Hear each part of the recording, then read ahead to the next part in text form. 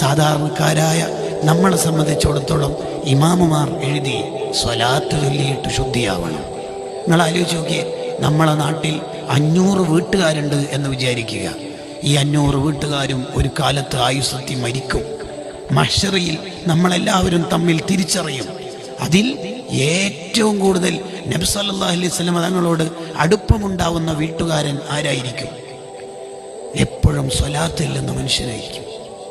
കോളേജിൽ പോകുന്ന കുട്ടികൾ ഇപ്പോൾ കൗണ്ടർ എടുത്ത് നടക്കുകയാണ്. എത്ര സ്വലാത്താ കുട്ടികൾ ചൊല്ലുന്നത്?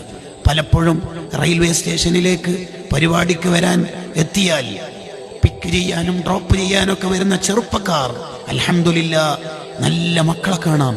അവരുടെ ഏതെങ്കിലും ഒരു വിരലിന് കൗണ്ടർ കാണാം. കാണുമ്പോൾ വലിയ സന്തോഷമാണ്.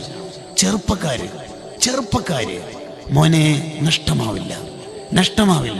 നിന്റെ ഏത് ഘട്ടത്തിലും നീ സ്വലാത്ത് ചൊല്ലുന്നുണ്ടെങ്കിൽ, ഇന്നൗലന്നാസി ബി യൗമൽ ഖിയാമത്തി അക്സറുഹും അലയ്യ സ്വലാത്ത്, എൻ്റെ പേരിൽ സ്വലാത്ത് കൂടുതൽ ചൊല്ലുന്നവരാണ് എന്നോട് മഹ്ശറിൽ കൂടുതൽ ഉണ്ടാവുക.